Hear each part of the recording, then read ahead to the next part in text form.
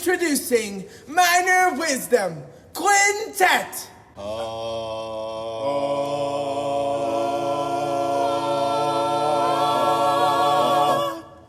One, two, a skittle-diddle-doo. Minor Wisdom. Hey, everybody. I used to, anybody watch Good Morning Vietnam? Too soon, probably. But anyway, I used to always want to be Robin Williams in that. But this week I've got Ronnie Watson on the podcast. And yes, I have children screaming in the background. Happy screams. They're playing on the PlayStation. But Ronnie was suggested to be on the podcast by a good friend of his, Mike Doggett. And Ronnie is one of those people that has been popping up on my Facebook as the people you should know or people you should friend or whatever it's called. And I never did. I have now. We're besties. But we chatted and had a great time chatting. Again, one of those interviews that I didn't have really high expectations going into it. I knew it would be a good interview because if Mike Doggett says you've got to talk to this person, then I assume they're probably pretty cool. So thanks, Mike, for the suggestion. Thank you, Ronnie, for coming on. And I appreciate the chat. Make sure you leave a 5-star review or just an honest review, whatever. I love reading that stuff. I've actually gone in and read some of my peers' reviews on their podcast, some of those other sort of theater-centric, education-centric podcasts, and it's fun to read those things. So thank you to those of you that have left one, leaving 5 stars. Get a hold of me on the Twitter at Mr. Blake Minor, or you can Facebook friend me. But again, make sure you tell me who you are. So I don't have a lot to talk about this week, not nearly as much as I've had over the past couple weeks, but I do want to quickly touch on the fact that my oldest daughter, Ava, is currently playing soccer. She's in her first year of soccer and has taken on the goalie, the role of goalie, if you will, to keep theater relevant. She's taken on the role of goalie really well because her father, myself, I think, I don't know, haven't seen the records, but anyway, her father has a history of playing goalie. I played for 10 years when I played soccer. That's the only sport I played really with mild success, because I struck out twice in T-ball, knew immediately after that second strikeout that maybe this wasn't for me. I think my father knew more than I did. I'm not a basketball player. I'm not at all a basketball player. I can play and not embarrass myself, but just not my thing. And then football, nope. My Coach Gertie, shout out to Coach Gertie, Welch Warriors. Don't know where you are, if you're even still alive, because you were quite old back then, but Coach Gertie knew immediately that I was not cut out for football and thought it was kind of cute that I was going to try for the football team, and made me the water boy, so he kept me around. But anyway, my daughter, Ava, that's not the point of the story, has been playing soccer now for a few months, and has greatly improved, like immensely improved. Last week, she played a game that her team decided that they didn't want to kick the ball out of their half of the field, so she had, I'm not kidding, over 20 shots on goal and blocked all but 2.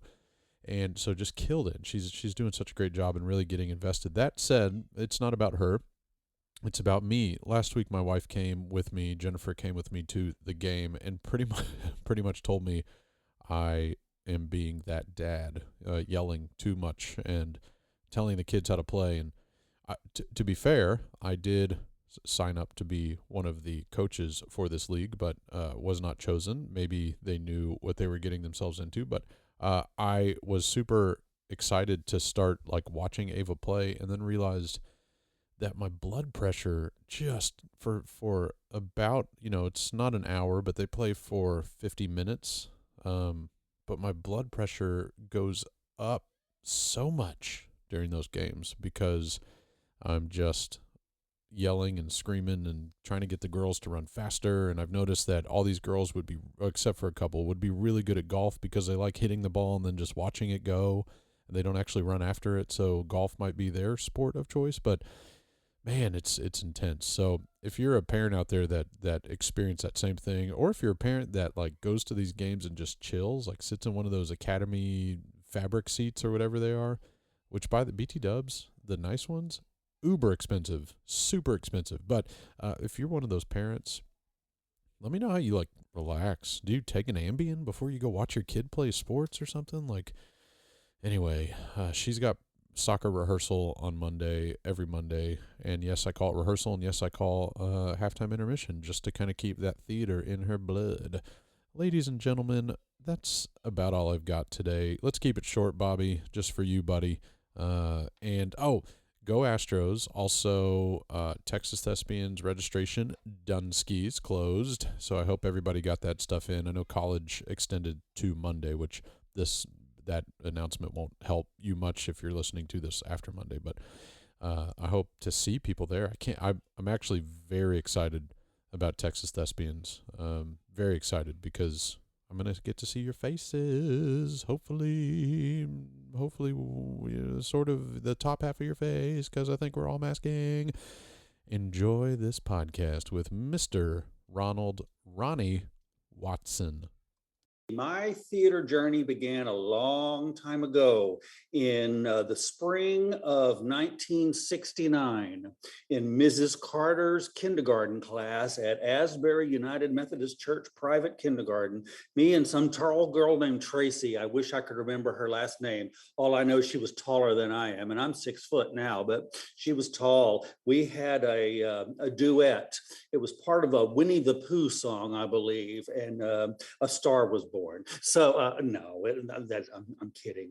But that was the first recollection I have of any kind of theatrical activity, unless you count all the antics at my grandmother's house after lunch, after church on Sundays. But after that, I went into middle school, and I appeared in the 8th grade play, It's Cold in Them Thar Hills. Yes.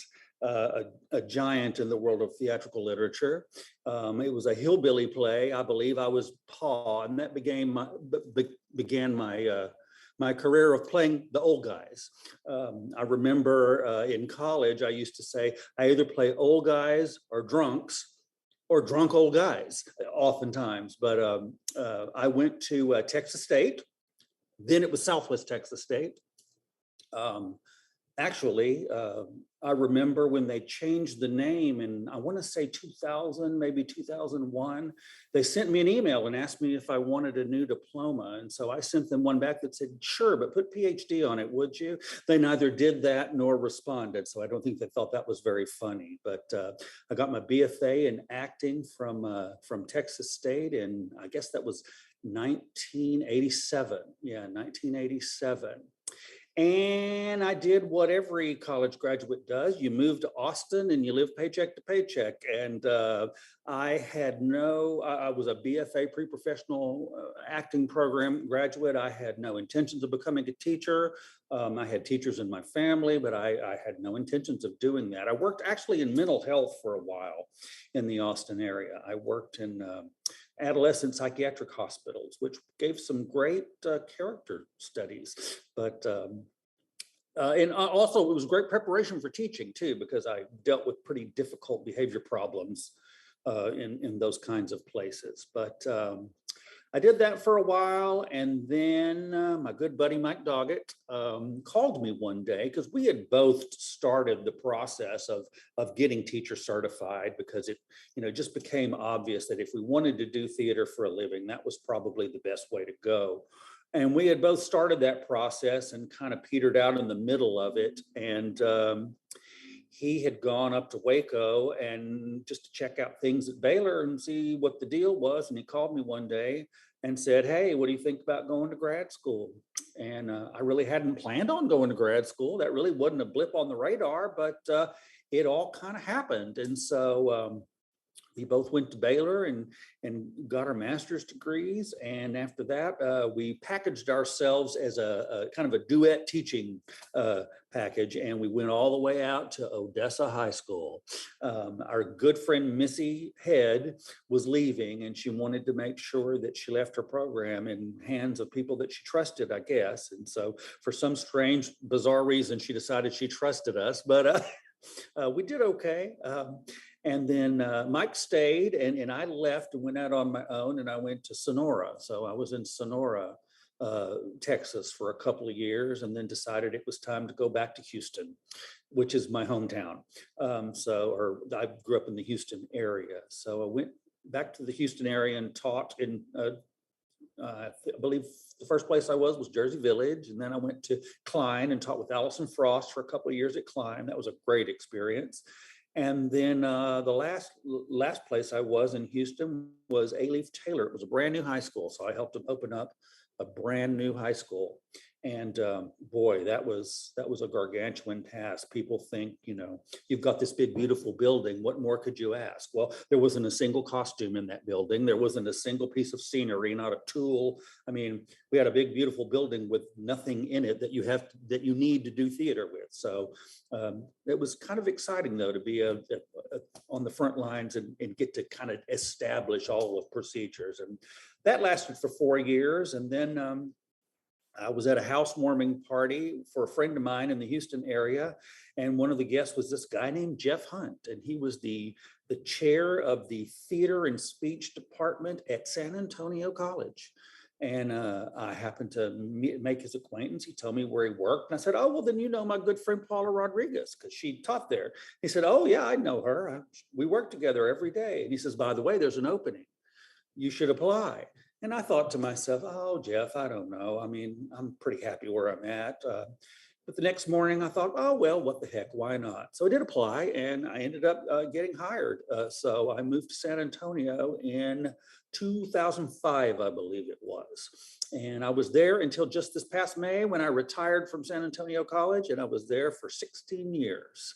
So in terms of, I'm a director. I did a lot of the designing there. I really fell in love with sets and costumes, man. I'm not much of a lighting guy. I mean, I can do it, but sets and costumes are really what I love doing, in addition to directing. And of course, at the junior college, we teach pretty much everything, but I was kind of in charge of the technical theater stuff. So, and enjoyed it there. It was just time to move on to a different phase. So I retired in May and moved up to the Dallas area, and here I sit. Where in Dallas, or whereabouts? I'm up in Frisco. Okay. Up in Frisco. I actually live right across the street from Dr. Pepper Ball Field, where the Rough Riders play. They're the farm team for the Rangers, I believe. Yeah. Strangely enough, I haven't been to a game. They just finished their season. But yeah, and you can step out onto my balcony and turn your head to the right and see the Star where the Cowboys practice. Yeah. So sports is everywhere up here. Yeah, there's a great... I don't know what it was called, but when Dr. Pepper Field first opened, there's a kind of a I don't know what, not an outdoor. Well, it's kind of an outdoor venue with like restaurants and all this kind of stuff. There's a place, I believe it's right over there, or maybe it's next to the soccer stadium or something. But there is a big Toyota soccer stadium. That's, but the Star is also there's a bunch of Yeah. Retail and restaurants around the Star yeah, as well. okay, maybe that's what I'm thinking of. But Yeah, it's right just on the other side of the tollway. Frisco's blowing up, so It sure is. yeah. They just opened up their 11th. I'm subbing in the school district right now, just because I knew I couldn't sit at home and do nothing. Yeah. That lasted about 3 months, but it's great because I can do it when I feel like it, and Yeah. when I don't feel like it, I don't do it. So, Yeah. Have you got a been gig tomorrow? A theater gig, actually, which is unusual. But have you they been just opened their subbing? 11th high school? 11th. Wow. Yeah, and they're going to open up number 12 next year. So that's then- pretty exciting. It's similar to, I guess, your experience in Sci-Fair then too, because in Sci-Fair, although when you were at Jersey Village wasn't as big, now it's massive it's as well. huge now. Yeah. But Frisco keeps all their high schools at 5A though. They won't do 6A high Got school. So that's one of the reasons why they have so many. Okay, that makes sense. But I just subbed actually on Monday. I was at the newest one that just opened, 4 or 5 weeks ago. It's Wow. called Emerson. Nice building, Yeah. brand new building. I went down and met the theater director, young guy, great. He's full of enthusiasm, which is great. Yeah. I said, "Hey man, I've sat in your chair before. I know what a gargantuan task Yeah. this is to open up a brand new school. Yeah. It's not easy." So Yeah, that's cool that you're subbing. I mean, have you subbed in a class that was completely over your head? Oh gosh, yes. okay. I mean, in terms of content, I did Yeah. chemistry for a couple of days. It was, Yeah. I was a math teacher one day. I was like, guys, Monday I was the computer 3D animation teacher. I'm Nice. like, look, I can't help you with this, so talk amongst yourselves. But Yeah, That's fun. it's Yeah, interesting. when I was at Dulles, they needed some coverage in a medical terminology class, and so for an Okay. entire semester, I was Doctor Minor. I made the kids call me Doctor Minor because There it you was go. medical There you go. terminology. Why not? Dulles in Fort Bend. Yeah, I was in Fort Oh Bend. yeah. Okay. Yeah, Cool. so Yeah. Yeah. Yeah. I didn't retain any of the information, but there were some smart kids in that class. I can tell you that. So Have to be, don't yeah, you? I'm sure I'll see them down the line. Performing some sort of operation on me when I need them most. But uh, That would be beneficial. That would be optimum, so right? so what made you go to I'm working kind of backwards here, but what made you go to Dallas instead of coming back to Houston? It's That's a really good question, and people have asked me that, and my answer is I've always wanted to live in the Dallas okay, area. So my attitude was, if not now, when? right? Sure. And so far I like it, but I decided if I didn't, I would always go back. Yeah, I Or I did could that. always Yeah, move again, I right? I went. But so far it's great. Yeah, I went and snatched my wife from Dallas. She's from Dallas, Oh, but did you? Oh, I had to give myself a year there to be able to do it. So, sure, sure. Yeah. so I put in my time. So okay. Interesting place, isn't it? So I'm going to start from the beginning, chronological ish, from what you Okay. were talking about. First, I've got to start with the Winnie the Pooh thing. Do you remember your song that you sang, or do you I remember? do. I remember the lyrics. Well, Okay. the reason why I remember all these lyrics is because as a child, this was the modus operandi. Yeah. We had a movie theater in Pasadena, Texas. Yeah. Is actually where I'm from. Okay. Large. Well, you know where Pasadena Yeah. is. And there was the Parkview movie theater on Spencer Highway, and they would, of course, every Walt Disney movie that came out, both animated and non, came to that for Saturday matinees, and we would go to the movies and see the movie, and then after that, sometime the week after, we would go to a place, Globe Shopping City, long before Target, but Yeah. it was the same idea. It was kind of halfway between Target and Kmart, Okay. and then All right. get the album. I'm talking vinyl, Yeah. right? For the listeners at home, vinyl. We had these brown black things called records. Probably most of the listeners know what that Yeah. is, but They're coming back. So Yeah. I was a real indoorsy kid. I spent a lot of time listening to records and Yeah. like kids do, over and over and over and over again. So I knew the words of that song long before I was required to sing it. Do, But do you remember any records that you ran the needle through that you kind of outdid? no, I don't think there were some that had some pretty heavy scratches Yeah. on them. Yeah. But the ones I remember having the most, Robin Hood, the animated Robin Hood, I had that one. I think I had, I'm pretty sure I had Fantasia, Yeah. although Oh, yeah. I'd Yeah. never seen that movie. I didn't see that film Really? until I was an adult. Oh, wow. Okay. I just So remember you've seen having it that. since. You just Oh yeah, didn't see it then. Yeah. Yeah. absolutely. Yeah. Yeah, Okay. yeah, Okay. yeah. I saw it long after the fact. Right. And of course, as a child, I didn't realize that all that music was, classical, Right. big, but I did now. Sure. I had a really good music teacher in elementary school. I lucked out. She really instilled in me an appreciation for music. And I remember as a high school student, she also directed the choir at the church I went to. Okay. So what was a cool thing was that she was a widow, and so she and the secretary, I believe, from the elementary school would always get Houston Symphony tickets, season Nice. tickets, and the secretary couldn't go sometimes, and so when she couldn't go, I got to go. So I got to hear the Houston Symphony as a teenager play all kinds of cool Wow. stuff, Yeah. which really, really instilled an appreciation for music in me. Yeah. That's I cool. tried to look her up not too long ago. I believe she lives up here in the Dallas area. Oh, She's yeah. got to be in her 90s, but I think she's still alive. I Wow. would love to see if I could find her. Reconnect. Yeah. That would be neat. Yeah, You yeah. should, when in the Houston area with the Houston Symphony, they now go to schools and perform at the schools. Oh, cool. And it's one of the coolest things. It really kind of hammers home that appreciation for music. So, but yeah, they have a whole program that does that now. So, I'm sure Dallas has something, equivalent Oh, to I that. bet But they yeah, yeah, do. I haven't been up here long enough yeah, to know that much about yeah. it, but So now I've got to switch to you said that you played old man or a drunk old man. So yes, in college, you yes. can you take this for whatever you will. It's kind of a funny question, but have you caught up? Um, Yes, I believe I have. Okay. I just Be- Before I left San Antonio, I did several. I didn't act for at least 10 years. yeah. It had been a 10-year gap. I had acted once for my friend Jim Amarella, who was my Yeah. colleague at SAC. He had an actor quit the show midstream, and he couldn't find, and he begged me to do the role. And I thought, well, I really didn't want to, but I thought, well, yeah, okay, I did, and that was fun. But then 10 years went by before I acted again, and Yeah. I decided to get out in the community. So I did some community theater, and I was usually cast in some of the older roles, which is fine. Hey, That was appropriate. you've got much better hair than I do. You look like a hip guy. Oh, well, thanks. So I think maybe you're like the Benjamin Button a little bit of kind of maybe the acting. You're kind of working From your backwards. mouth to God's Yeah, ears. I there you love go. it. There you go.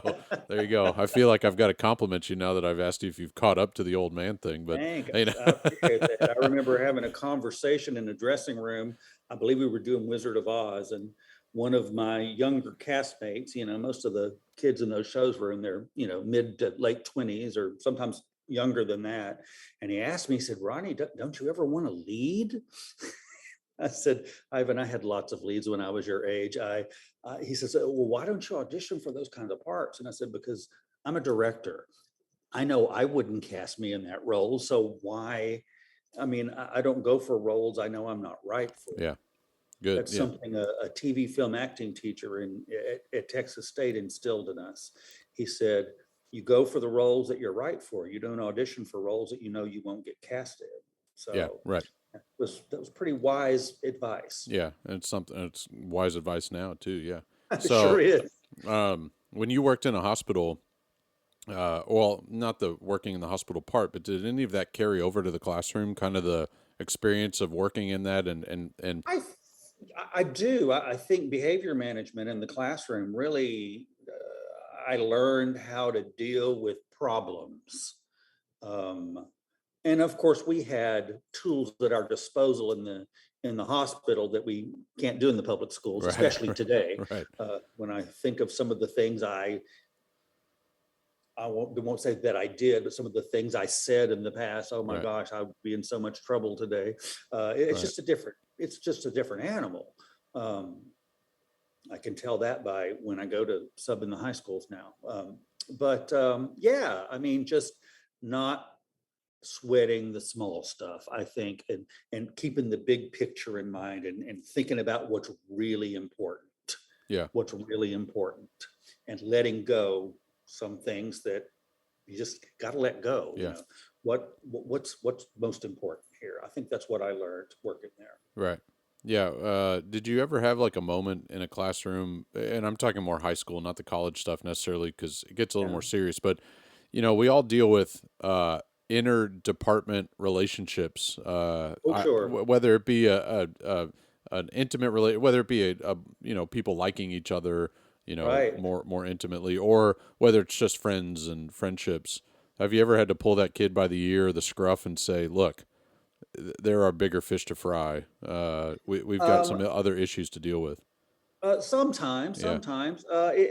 most of, I can remember I used to have some casting policies, and my casting policy was this: I give you 3 days or 3 rehearsals to be pissy about it. After that, you either put up or shut up. I'll give you 3 days to be pissy about it, Right.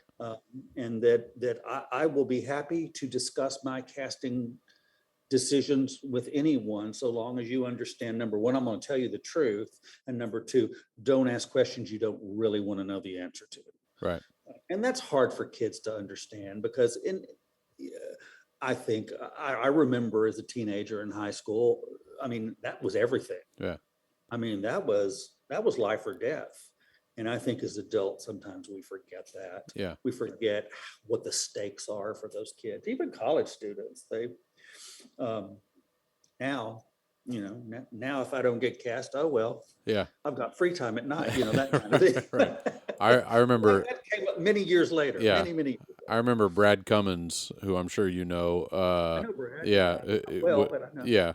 But when I started teaching in Fort Bend and got to know him a little better, and he and my wife taught together, but when he didn't advance, he would say, it sucks, but now I can go kick my feet up and enjoy my family. It's so there's Exactly. always a silver lining Right, to some of those right, things. Yeah, yeah, that's right. good. So I guess I didn't realize you opened A Leaf Taylor.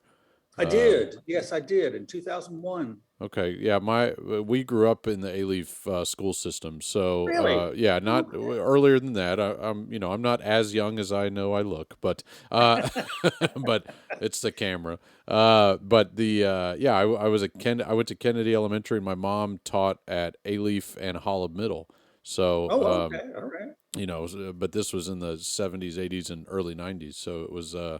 a while ago. But yeah, A-Leaf Taylor. If I can be so bold, speaking as an Alephite, I don't know if that's the right way to say it, but A, a Leafian? I don't know what the Alephian. term is. I like it. I like it. Both are pretty bad, but with Elsick and with Hastings, Mhm. their tradition of theater wasn't as strong, I don't think, until Aleph Taylor came along and kind of helped bolster. Because I remember, and mind you, I'm not talking about the '80s. I'm more talking about the '90s. But Gotcha. I remember Gotcha. those high schools kind of tailed off a little bit with departments, and I don't know if that has to do with directors, which I don't think it does, because I know Eric Porter was there for a little bit and he's great. Yeah. But I know Oh, the Eric is great. funding, yeah, the support of those two schools in that department had kind of tailed off. But I remember when Aleph Taylor came along first, and I don't know if it was you, I don't know if it was just the space, because you're right, that school is still pretty nice. I mean, it's still a pretty Well, nice Alief building. Taylor was the first school they had built in 25 years. Right, right, Yeah, and I mean, so, and it was state of the art right, at the time. yeah, I mean, it had a fly gallery. It was right. the only school in the district that had a fly gallery. I have some funny stories about that, but So, well, just one really. But yeah, yeah. So, is it safe for the podcast or? oh yeah, it's Oh, safe. I I mean, remember. story time. Sure. Well, I was told that the way that they talked the school board into spending the funds to actually put a fly gallery in the auditorium was using this rationale. We can do flying shows like Peter Pan. So what do you think my first interview question Yeah. was? What do you think of Peter Pan? How do you feel about Peter Pan? Yeah. And so guess what the first production Alief Taylor Theater ever did was? Oklahoma. No. Okay. Yeah. Yes, how did you know? No, actually with Hamilton. No, I'm Okay. kidding. Yeah. It was Peter Yeah. Pan. Yeah. Yes, we did Peter Pan. Wow. I was blessed. I had a first year teacher from Illinois as the choir director, and he was gung ho. He's still a very good friend of mine. He's in Toronto now. Um, but well, he went to college in Illinois. I think originally he was from Atlanta, but so we mounted Peter Pan. I was by myself that year, and then we Yeah. added a second teacher the next year, and then a third the third year. So the program grew. That's for sure.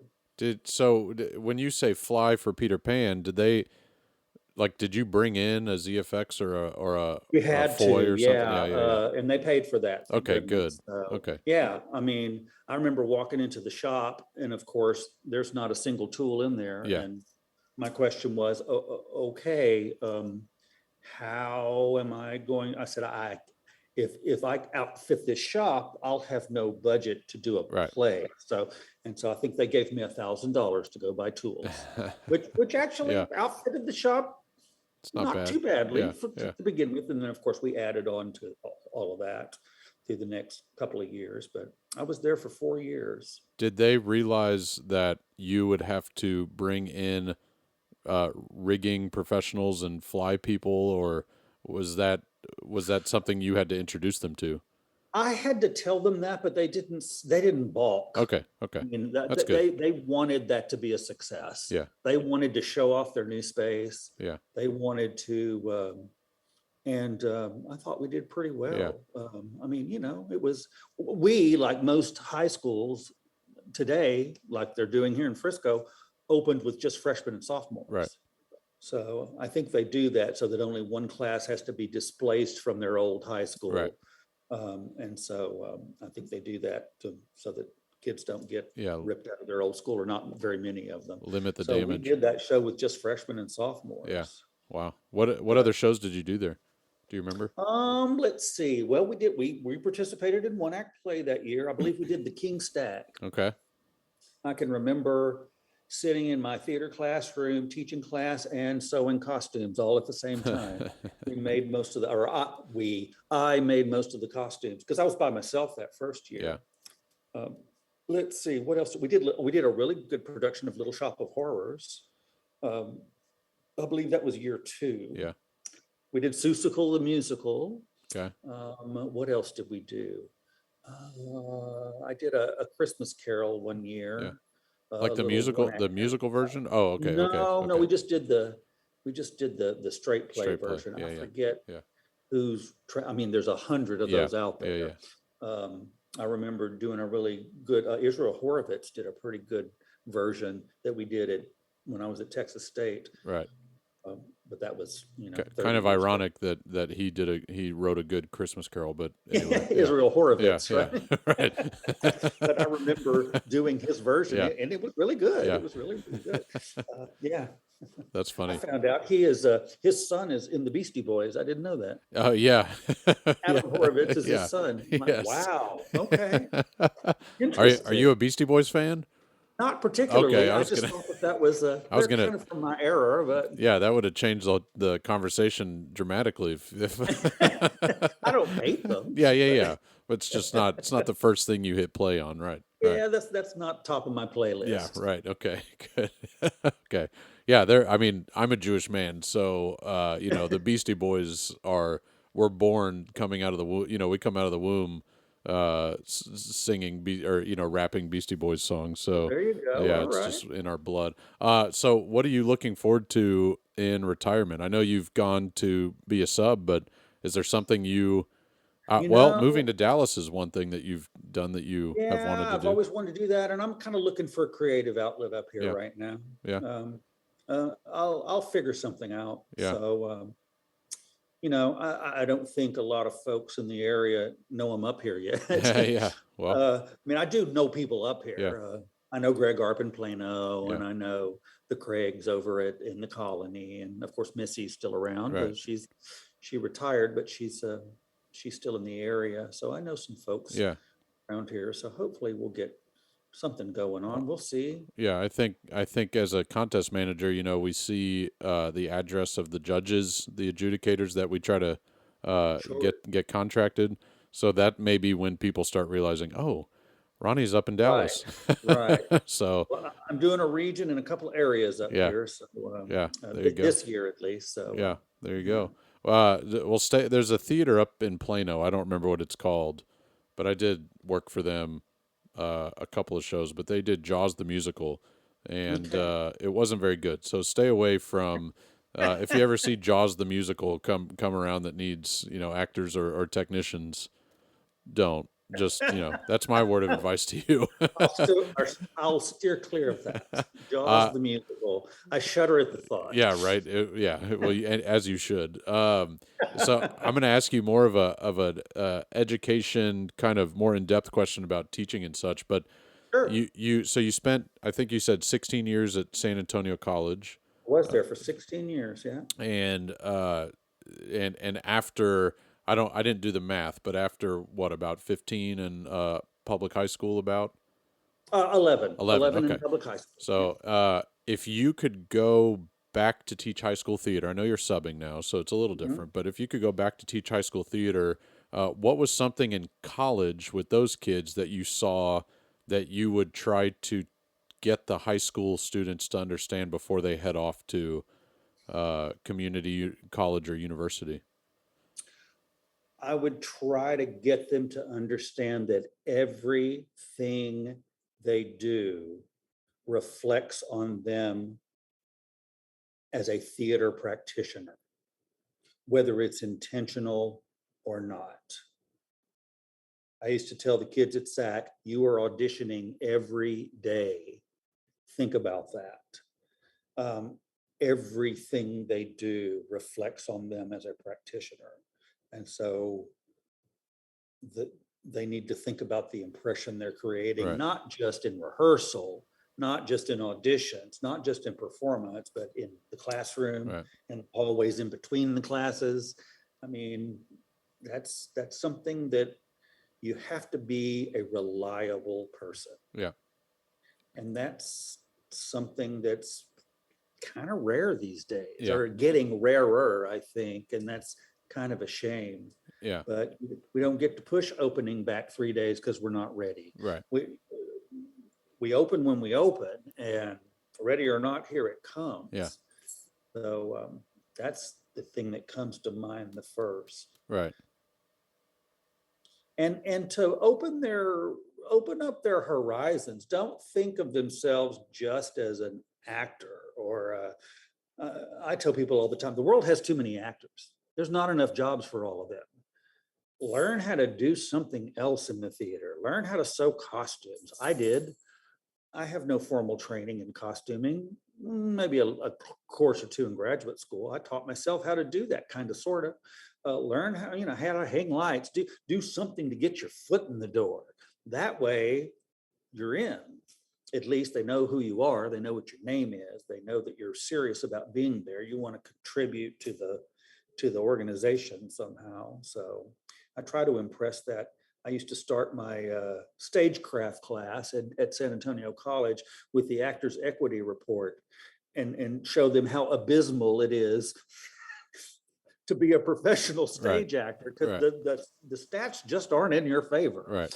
You know that, and I know that, and I'm not sure they do. And I always pull the latest report. It's usually a year and a half, maybe 2 years late, and I show them, look, these are the people that had the credentials to get into the union. Yep. You don't just pay your fees like the chess club and you get in. You had to have credits to do this, and they're barely making a living. Yeah.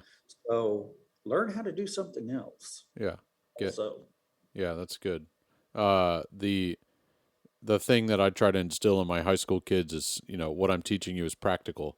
It should be something that you can take and use, not just in theater. Because the students I'm teaching now at a private school, they don't use the word private; they use the word independent school. So it's it sounds a little nicer, but some of those things that we teach them those kids are not going off to be theater students. That we have one kid auditioning at like the Greater Houston auditions, and interested in all that stuff. So. But I constantly tell the kids so that they buy in. It's stuff that you're going to use practically. You're teaching them critical thinking. Yep. There's an education buzzword, and problem solving. Yeah. I mean, what job does any adult have where you don't have to critically think and problem solve? Yeah. There just aren't any. I mean, I put that in my bio for the adjudicating organization. I truly believe that theater teaches students skills that they can apply to any field of endeavor. I really do believe that. Yeah. It's not just some catchphrase to make it sound nice. Yeah. Well, but it does though. I mean, it does. Yeah. So that's good. I mean, it's weird that you have it tattooed on you, but other than that, it's so yeah, today, as we record this today, we got an email saying, can you all can you all remind your students to fill out these little sticky notes and post them on this big poster board in appreciation for our custodial and maintenance staff, and just to show them, they want to give them a big old. And I replied with, I'll bring my kids down at the beginning of class, to which I got a reply, don't you need to be, I don't want to interrupt the teaching, to which I replied, this is part of the teaching. This is, the creating these kids that appreciate what's around them that's not necessarily exclusive to theater, but it's part of, it's definitely education. And so, I think that won me some human being. Yeah, that won me some gold stars, so that was good. You. Yeah, That's thanks. great. I appreciate it. It should have. It should. Yeah. Hopefully, I won't see it in a paycheck though, but that's all right. That's okay. Well, So, is there a show that you wish you had done in your time in the classroom that you didn't end up getting to do? There's lots of shows I wish I'd done, and I'm not so sure I'm finished directing or designing either. I'll just have to do it someplace else. Yeah. But it's interesting though, because because my background started off as being an actor, Right. and people ask me, is there a show that you just are dying to do? And the list is different. My directing list is very different than my acting list. And I was very fortunate to get to do a lot of the shows that I always wanted to act. Directing, maybe not. I mean, I love historical drama. I've always wanted to do Alan Bennett's The Madness of King George. I guess it's George III, the play version. I think the King George is what they called it in the film, because they were afraid we stupid Americans would think that if they called it George III, they would think it was like Rocky III instead of George III. Or George the what Jungle happened to or the madness something. of King George II and the madness of King George I. But that's a great film too. But I've always wanted to do that. I just never had enough guys. There's a lot of men in that show. That's a huge cast, but I love doing huge cast shows though. I did Amadeus while I was at SAC. Yeah. I was pretty proud of that one. We did Government Inspector not too long ago. That was a lot of fun. Yeah, that's do you know what translation you did of that one? We did the one that they commissioned up at the Guthrie. Okay. I forget who off the top of my head who actually adapted that, but we used that one. It was a little more streamlined than the original. Right. The original Russian version, but that was a lot of fun. That show, for many reasons, hits me in a lot of different areas, and I don't want to get depressing by any means, but that's the show. I was sitting in tech. That's the show that my mother passed away during. That's this was 16 years ago, so I've since coped. But the other reason that show hits me so hard in the feels is because I did it at the University of Houston with Kevin Rigdon, and he designed. I know Kevin. Yeah, the ugliest set I've ever seen as a lighting designer, and he knew what he was doing. He chuckled about it. He can be. I love Kevin to death. He's a huge mentor, but he can be somewhat conniving. Sometimes when it comes to that kind of stuff, and kind of gets you to learn. He has an interesting way of teaching his students. But his way of doing this was a completely yellow set. So the walls, that traditional Russian architecture, completely yellow. No texture, no nothing. Yellow, and then a red floor, completely ketchup red. It was ketchup and mustard, and I was the lighting designer. It was his way of just really teaching me the most unique ways to light a set, because if you're not a lighting designer, you don't realize what those colors can do to you, especially when that's the only color on stage. So busting your chops. Yeah. Oh yeah. Yeah. I learned a lot. I learned a whole lot during just those few days of designing that show. But anyway, that I didn't realize that people still did that show. So the history thing, I'm the same way. I'm a history minor. I got my minor from UH in history, but I studied wars. I studied wartime history. My father was really big into war movies, and I think he would have probably been a history major as well. He became an engineer, but history anytime Bridge over the River Kwai, I can remember waking up at 3 a.m, hearing them whistle several times as a child. I knew that song before I was out of elementary school. That's funny. I love historical drama, only because I think it uses real events to prove other points, or to make other points, and getting students to realize that when you see that light bulb turn on, that was so exciting to me. As I remember when we did Amadeus, I told the cast, I said, this show could potentially really change your life. Yeah. I'm not being over dramatic when I tell you that, because this show is so much more than about these two men who lived 300 years ago. Yeah. This is about how we as artists deal with failure. Yeah. So I don't want to keep you too much longer. That's fine. But my listeners have a short attention span, but Gotcha. yeah, Oh, okay. well, just one in particular, Billy Dragoo. But Oh, I know yeah, Billy. yeah.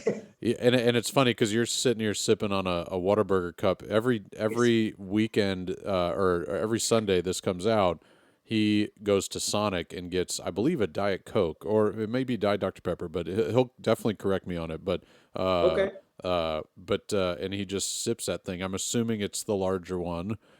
Probably. And I think they call those Route the Route 44. 44, yeah. But anyway, 44 so ounce. it's just kind of funny. But no, I love Billy. But let's turn to UIL real fast, just Okay, for a little sure. bit. So you've seen UIL grow quite a bit over the I past, have. over your career, the 30 years of education. Well, and then as a student too. I mean, my first Okay, UIL experience was in 1979 as a freshman in high school. okay, and so is that what made you uh, fall in love with the world of Texas theater, or were you Hmm. okay with just any type of theater? Because there are a lot of people that, and a lot of people agree with this, and they say it, not necessarily me, but that UIL theater, one act play in Texas, is unlike any type of theater that you really find around the country. Well, it's the largest theater festival on the planet. Yes, right, exactly. I mean, that's just a statistical fact. Um, my thoughts about UIL were, I mean, it has its detractors, and I believe that without the one act play contest specifically, we wouldn't have theater in the curriculum Right. in the state of Texas. I really do believe that. And so, is it perfect? Yeah. No. Um, but I give credit where credit is due. Yeah. Yeah. And so that's my thoughts about that. What's a big change that happened during your time that you were so excited to see, that kind of made you take a deep breath and say, "Ooh, this is great," and try to choose something other than the panel. I was so against that panel when it Oh, first came okay, out. okay, And having served on several, I'm so 180 now yeah, about yeah, that. I think it's exciting how the schools in Texas have embraced technology in yeah, their technical elements of the one act play. I mean, I see things on stage that weren't even possible, right, even when I started teaching in 1994. That's exciting to me. yeah, And I'm glad that the contest allows for that, and that it's morphed and changed a little bit to allow those kinds of things to happen. right, It really has embraced creativity right, and not prevented that from happening, and yet maintained an even playing field. right. Some would disagree with that, I think, but that's exciting to me. Yeah, I'm of the camp that the playing field is as even as you want to make it, and Right. it's not always about money. It's also just No, about creativity and just kind of the hustle, in a way. That's just kind of my opinion after some of teaching the it. best one act plays I've seen are on a blank stage. Yes, So, exactly. Yeah, I remember seeing one my first year teaching. We went to state to watch, not we I constantly like to tell people, "Oh yeah, I've been to state numerous times." I used to go every Yeah, I year. used to, I mean, like, I probably hold the record, but anyway, not competing. But yeah, there was a play, and I don't remember the school that did it. I remember that it was a Lope de Vega play that was a blank stage, and it was, they had some good costumes on and some things like that, but it was all about the language, and uh, it Was was it in Hog Auditorium or was uh, it it Big was Bass? I think it was in Bass. Oh, But okay. All right. it could have been in Hog. I honestly I don't remember. This would have been 2007. So Okay. so All right. 2008 actually, 7 to 8 that school year. So but yeah, I don't remember exactly what the school was, but I remember seeing that thinking that was really cool. I mean, it kept you engaged. You didn't need all the fluff and everything. Not that the fluff is bad. I love the fluff because it's my Billy would career. know who that was. Yes. And Oh, when I it was. know. Billy would know everything. It's disgusting how much that man retains. it's Billy's the true historian. I mean, he really is. That's part of why for TXETA, when they ask for nominations for these new officers, these new positions, and somebody has to replace Billy Dragoo as historian, I'm just like, man, just Wow. that's a tough act to follow. Pretty big shoes to Yeah, fill. very big shoes to fill. But I'm sure he's also very giving with his information, so he's going to pass on that. I'm assuming he's got something where he keeps all that documented, but Oh, I'm sure there's a yeah, database somewhere or I hope it's something. not his brain. That would be unfortunate. But so sticking on one act play a little bit. When did you become an adjudicator? Right when you started at San I Antonio did College? in spring of 2006. Okay. And is that something you knew you wanted to do, or Actually, at first, it was something I knew I didn't want to do. okay, okay, As a high school director, I thought, I don't want to do that. right, I don't want to be in a position, because I just remember how tense and how high the stakes were. And I yeah, didn't want to be that person that disappointed all those kids. And I don't know what changed my mind, but and this is back in the day of single judges right, too. right, Um, but I'm glad I did it, yeah, and I do enjoy the panel. yeah, I do enjoy the panel. I think I think that was a good idea. yeah, I really do. I didn't at first. I was not convinced, and I did a couple of them, and I thought, yeah, I think maybe this is the way to go. yeah. Have you had to be a singleton since, like, because there's still a couple contests? Yeah, I yeah. have. I got invited, or I got asked to do a 6A Oh, by district in North Houston. And I walked in the room, and every director in that room was somebody I knew. right. Either somebody I worked with, a friend of mine, someone I'd competed.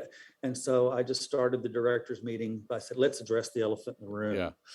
I mean, I know all of you, and Yeah. you all know me. And so thank you for the confidence you have shown in me, but I'm going to do what you're paying me to do Yeah. today. So Yeah, in a way that might be a better thing, that everybody, instead of true.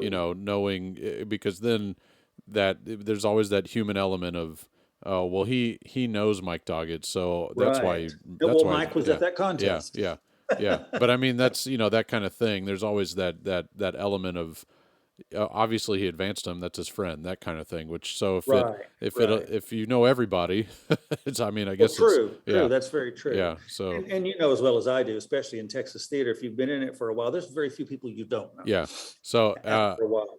I want you to try to think of a show that you saw as an adjudicator, that you had seen a million times, maybe as an adjudicator or whatever, as a theater Sure. person, that you kind of, and I know as adjudicators you're trained, because I sat in the training for a little bit when we hosted, and Mark led the training, Mark McKell. Uh-huh. And he mentions, you got to go in clean mind, clear your mind, don't have any preconceived notions. But again, there's that human element of, That's hard to do sometimes. yeah, I've seen 100 art towns. So is there a show though that you went in kind of like, okay, I hope they show me something different, and they did, and they kind of blew you out of, yeah, okay, Absolutely. There are plays where I read the script and I go, oh God, I'm so not looking yeah, forward to this. right, And it completely changes Yeah. my mind. yeah, The script I think of the most in that is The Girl in the Mirror. okay, yeah. Has there ever been a show that you've seen at contests that you didn't know that you ended up going on and directing or working on? Absolutely. Okay. Well, there was a show that was recommended to me. I didn't actually see it, but and that's Itamar Moses's Bach at Leipzig, Okay. which really, Wow. oh, Yeah, there's what a a history. fun Yeah, script. yeah, It was so much fun. yeah, We had such a good time doing that. because that play is so smart. Yeah. And even if you don't get the whole music metaphor stuff, it's still smart and funny. I Right. mean, it works. It's kind of like You're a Good Man, Charlie Brown. That show works on two different levels. Yeah. If you're a little kid, you just love all the colorful stuff. But when you're an adult, you realize all the adult stuff in Yeah. there too. And it's just so poignant. And Bach at Leipzig is kind of that way too. Yeah. I was very fortunate. We share a building at SAC with the music department. And so the music faculty that came to see it just loved it because it was all about music. The whole Yeah. play is a fugue of words, and Bach wrote fugues. And so if you get that, you just realize how brilliant this guy was, Yeah. the playwright. Real young guy. I think he did a couple of things here at the Dallas Theater Center as Right. well. Right. I know he was the script supervisor for the Boardwalk Empire on Showtime. Okay. But I read an interview with him about that play, and he said the idea came to him in a music class he had to take outside of his major. At Yale Drama School, they make you take, I guess, one course. Well, I think Baylor did the same thing for us in grad school. You have to take a class outside of theater. And so he took a music history class, and that's where he found out about this incident that inspired that play. Wow. I found that that's brilliant. That Yeah. was just brilliant. Yeah. That kind of stuff. I mean, that dramaturg stuff, you gotta look into that. That's what I Right. always We were so fortunate because I don't know if you know Becca Worley. She's at don't. East Texas, not East Texas State, Texas A&M Commerce Okay. now. She was an adjunct for us that semester, and she was ABD with her dramaturgy PhD. So she did all the dramaturgy for me. It was great. Yeah. Yeah. It was great. Yeah. To find out that Italian opera singers were paid more than any other because they thought they were better, and how much a loaf of bread cost back then, and all that kind of stuff. I'm such a geek for all that kind of stuff. Well, Ronnie, I want to thank you for coming on. I want to end with one last thing. I always try to get some sort of advice or profound knowledge or a fortune cookie, if you will, of just of words to kind of encourage some people. And usually I try to lead down the new teacher world. Like if you're a new teacher, what should you be looking out for? If you're a new teacher, what's some words of encouragement? This episode's going to probably drop middle of October, and so teachers are going to start. I think middle of October is when you start getting that fall, if you will, Sure. where you want to get something to pep back up and all that Right. kind of stuff. So what I want you to do is what I call the gas up, if you will. I steal that from another podcast I listen to, but Sure. sort of give these new teachers or even struggling teachers right now. My wife is currently in a situation where she's not enjoying her new school and for one reason or another, and I've said that on previous episodes, and so could use a little boost, could use a little oomph as to why they should they'll be okay, why everything will be just fine. I think a little bit of that has to do with just the kind of world situation we're in. Sure. But there are other reasons too. So I'm stalling a little bit to give you some time. But to think about just, hey, it's all right. Everything will be fine. I think it helps to never lose sight of the big picture. It's so easy to get wrapped up in the minutia of all the everyday stuff that we have to endure. And it is endurance, but always remember the big picture. Theater teachers, especially, I think, are those kids' lifelines. First year teachers, you have students in your class that your class is the only reason they come to school. So be there for them like you are every day. And don't forget that. It's easy to forget that, but there are kids that are struggling desperately to find a place to belong, a place where they're important, where they feel important, a place where they feel like they're part of the group.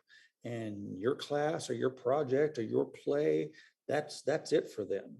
So don't forget that. Don't forget that. It's so easy to forget that and get wrapped up in all the paperwork and well, I call it edubabble, all the edubabble. Yeah. Try not to get wrapped up in that. The big picture is that you're there for a reason, and so are they. That they want to be there. That's why I loved being a theater teacher. 9 times out of 10, they were there because they wanted to be, Yeah. not because they had to be.